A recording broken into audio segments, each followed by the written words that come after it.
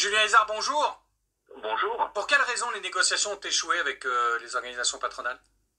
Vous savez, la négociation, elle se fait dans un cadre, la lettre de cadrage du gouvernement, et elle ne laissait aucune marge de négociation. C'était réduire les droits ou réduire le montant de l'indemnité chômage. Donc vous savez, nous à la CGT, on considère qu'un recul social ne se négocie pas, mais il se combat. C'est Henri Krasuki qui disait ça. Et donc nous, clairement, on n'était pas dans l'optique de signer cet accord. Et visiblement, nos collègues des autres organisations syndicales non plus. Vous vous sentez indirectement responsable de la détérioration de la situation des chômeurs en ne votant pas? Ah mais le responsable c'est le gouvernement, hein, parce que il a une logique qui est quand même assez particulière. Nulle part dans le monde, réduire les droits des chômeurs n'a jamais créé aucun emploi. C'est l'activité qui crée l'emploi. Donc s'il n'y a pas d'activité, vous pouvez réduire autant de fois que vous voudrez le droit à l'assurance chômage et vous n'aurez aucun emploi de créer. Ça c'est le fond, on va y venir, mais sur la forme, je vous repose la question. En ne signant pas un accord, vous sentez-vous vous indirectement responsable à la CGT de la détérioration à venir de la situation des chômeurs?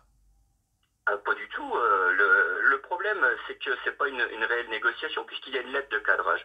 Vous savez, les employeurs et les organisations syndicales, quand la négociation est sincère, on est en capacité de signer des accords.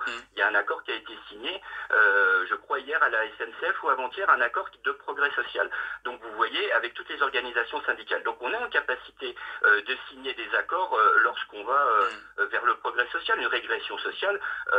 Et vu la situation actuelle de l'emploi, clairement, c'est pas un service à rendre aux chômeurs et aux futurs chômeurs, parce que je tiens à le préciser, quand on touche et qu'on réduit les droits à l'assurance chômage, on réduit les droits des travailleurs, parce que les chômeurs qui sont indemnisés, ce sont des gens qui ont perdu leur emploi, donc qui ont travaillé.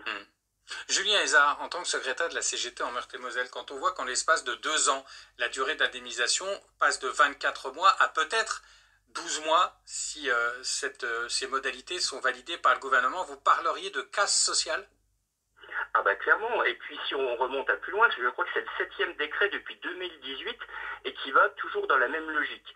Baisser les droits des chômeurs et donc des travailleurs pour faire des économies et puis aussi culpabiliser les personnes en recherche d'emploi pour les obliger à accepter n'importe quel type de contrat.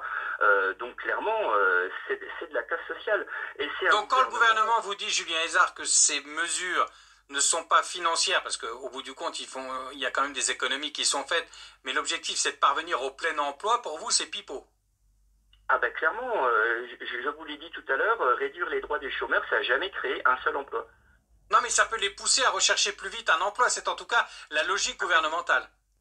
Oui, bah, c'est leur logique, bien sûr, mais de toute manière, moi je connais pas de chômeurs qui attendent comme ça. Enfin, les gens ils sont en recherche active d'emploi. Les agents qui travaillent à France Travail aujourd'hui, Pôle Emploi hier ou la NPE avant-hier, ils font également leur travail. Il y a des employeurs qui recherchent aussi. Enfin, il y a des choses qui se font, mais clairement, quand il n'y a pas d'emploi, il n'y a pas d'emploi. Pourquoi vous n'arrivez pas à convaincre sur ce sujet, Julien Hézard, l'opinion publique qui est, d'après les études, favorable dans sa majorité à ce que l'on réduise les droits des chômeurs pour que la totalité d'entre eux, et c'est en tout cas l'argument avancé, ait une recherche active de travail? Pourquoi ça ne crante pas vos arguments?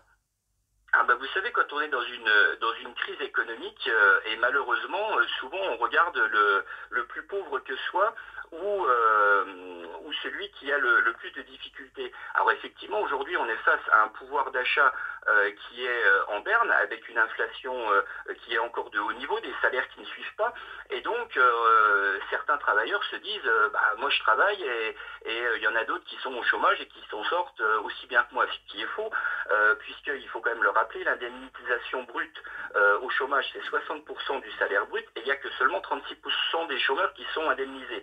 Et donc, généralement, les salariés regardent vers ceux qui pensent, qui profitent du système. Mais en fait, c'est pas le cas. Vous prenez, par exemple, Carlos Tavares avec ses 36 millions annuels, on n'entend rien là-dessus. Le patron de Stellantis. Oh, vous pouvez pas dire ça. Il y a eu un long débat dans les médias, et notamment ici chez nous à France Bleu, sur cette rémunération qui est apparue choquante aux yeux de tout le monde, Julien Hézard. Vous ne pouvez pas dire qu'on n'a pas débattu là-dessus. Je parlais du gouvernement. Ah, d'accord. France Bleu, c'est pas le gouvernement. Non, non, mais même dans l'opinion, et certains membres du gouvernement se sont dit choqués, Julien Hézard. Je suis désolé. Oui, j'entends bien, mais derrière, vous avez 68 milliards de dividendes versés aux actionnaires en 2013. Là non plus, on n'entend pas grand-chose. Et 170 milliards d'aides publiques aux entreprises. Donc vous voyez, il y a quand même des choses à faire. Il y a des inégalités dans ce pays. Et je pense qu'il faudrait que les travailleurs regardent plutôt vers les 36 millions de M. Tabarès que vers le chômeur qui touche 60% de son salaire brut en indemnité chômage et pour une durée a priori réduite à partir du 1er juillet. Julien Hézard, le secrétaire de la CGT en Meurthe-et-Moselle, était l'invité de France Bleu ce matin. Bonne journée à vous.